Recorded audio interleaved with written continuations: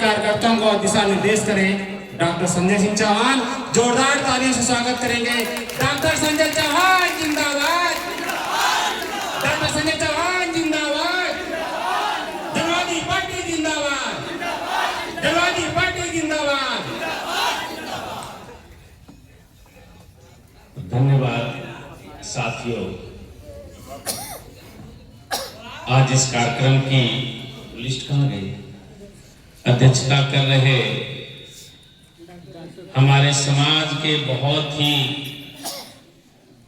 प्रबुद्ध व्यक्ति, जिनके दिल और जिनके विचार में हमेशा समाज और समाज की लड़ाई, समाज का संगठन, समाज की एकता रही है, और डॉक्टर दशरथ चौहान जी मंच पर हमारे साथ बैठे राष्ट्रीय महासचिव पवन चौहान जी, हमारे बड़े भाई सुरेश पासी जी, आजमगढ़ के जिला अध्यक्ष विनोद चौहान जी, मऊ के जिला अध्यक्ष और घोसी के प्रत्याशी भोला चौहान जी, हमारे जिले के जिला कोषाध्यक्ष बहुत ही होनहार नौजवान साथी श्री लखिंदर चौहान जी, विधानसभा अध्यक्ष जी अजय चौहान जी, ब्रिजभान चौहान जी, मैं बहुत यहां बैठे हुए अधिकतर लोगों को मैं जानता और पहचानता हूं, और व्यक्तिगत रूप से आप सब लोगों के गांवों में गया, और यहां पर बैठा हुआ हर वो शख्स जिसने जनवादी के लिए त्याग किया है, 2 कदम चला है, और आज उसी की देन है कि लाख कोशिशों के बावजूद भी जनवादी पार्टी के पौधे को न तो कोई उखाड़ पाया न सुखा पाया, और आने वाला समय, आने वाला जो वक्त है, निश्चित तौर पर जिस पौधे को आप सब लोगों ने खाद पानी दे करके सींच करके जिंदा रखा है, अब फल भी देगा और हमारे आने वाले समाज को छाया भी देगा, इसे कोई रोक नहीं पाएगा।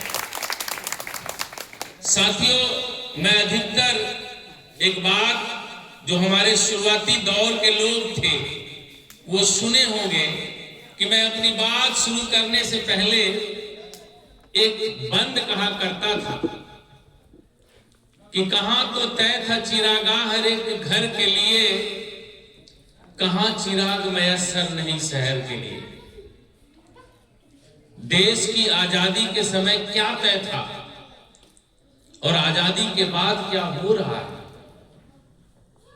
और आज तो ऐसी स्थिति हो गई है और ऐसी व्यवस्था हो रही है कि 98 लोगों को गरीब बनाओ और 2 लोगों को इतना अमीर बना दो कि वे 2 लोग बाकी 98 लोगों को अपने पैसों के इशारे से चलाते रहे, और उन्हें उतना ही व्यवस्था दें जितने वो जिंदा रह सके। अमीरी और गरीबी की खाई इतनी तेज गति से चौड़ी हो रही है, विषमता इतनी तेज बढ़ रही है, जातिवाद खत्म हो चुका था, छुआछूत खत्म हो चुकी थी, लेकिन राजनीति में जातिवाद इतना प्रबल बढ़ गया है कि अब जो जात अपने झंडे और डंडे और अपने नेता के साथ इकट्ठा होकर के लड़ाई नहीं लड़ेगी, उस जात को मान सम्मान और स्वाभिमान से जीने की व्यवस्था अब इस प्रदेश और देश में नहीं मिल पाएगी। साथियों, आज आप सब लोगों ने मेरा स्वागत कार्यक्रम भी रखा है, कार्यकर्ता सम्मेलन भी रखा है। स्वागत आप इसलिए रखे कि मैं जेल से आया 5 महीने। साथियों, मैं आपको बता देना चाहता हूं कि जेल जाना और पुलिस की लाठी खाना मेरे लिए बहुत बड़ा काम नहीं है। इसके लिए मुझे कभी कोई चिंता और फिक्र नहीं रही, और इसमें बैठे हुए बहुत सारे ऐसे लोग हैं मैं जिनको व्यक्तिगत रूप से जानता हूं। लखनदेव जी, इसमें कई लोग बैठे होंगे जो लखनऊ के धरने में जिनके पैरों में पुलिस की गोलियां भी लगी थी, पुलिस की लाठियां भी लगी थी। बहुत सारे लोग हैं जो मऊ के कचहरी में डीएम से लेकर के पुलिस वालों को पीटे भी थे और खूब पिटाए भी थे और जेल भी गए थे। उसमें ये चाचा भी थे। साथियों, बहुत दौर देखा गया और आपके मान सम्मान और लड़ाई के लिए मुझे 1000 बार भी जेल जाना पड़ेगा तो उसकी मुझे कोई चिंता और फिक्र नहीं। साथियों, आज समय क्या आ गया जब आप लड़ाई लाइन खींच के करने की बात करने लगे, लड़ने की बात करने लगे। मैं जानता हूं कि आज मैं आपके बीच में हूं और मुझे धमकियां आ रही कि संजय चौहान फिर जेल जाएंगे। साथियों, मैं 11 तारीख को गोरखपुर जाने वाला था और गोरखपुर का हमारा जिला महासचिव श्रवण चौहान जब परमिशन का लेटर लेकर के देने जाते हैं तो पुलिस उनके ऊपर गैंगस्टर लगा करके जेल भेजती है। और गैंगस्टर सिर्फ उस लड़के पर नहीं लगा, उसकी पत्नी पर भी गैंगस्टर लगा। इतना बड़ा अत्याचार और अन्याय। और जब मैंने इसकी खोज खबर ली और मैंने कहा कि मैं 7 तारीख को आ रहा हूं तो लोग फोन करके धमकी दे रहे हैं कि संजय चौहान जी गोरखपुर आप आएंगे तो आपका कार्यकर्ता अभी जेल गया है, आप भी जेल जाएंगे। मैं उन्हें बता देना चाहता था कि जिन चौहानों ने, जिस पृथ्वीराज चौहान ने 17 बार दुश्मन को हरा करके भी जिंदा छोड़ दिया और माफ कर दिया, और इस भाजपा की सरकार इन्हीं चौहानों के दम पर है। और अब हमारे समाज का व्यक्ति इतना समझ और इतनी मानसिक रूप से प्रौढ़ हो चुका है कि योगी जी अब आप जो कर रहे हैं आपको ये समाज न क्षमा करेगा न माफ करेगा। 2027 में आपको मुकम्मल जवाब देगा। और साथियों, मैं 7 तारीख को जा रहा हूं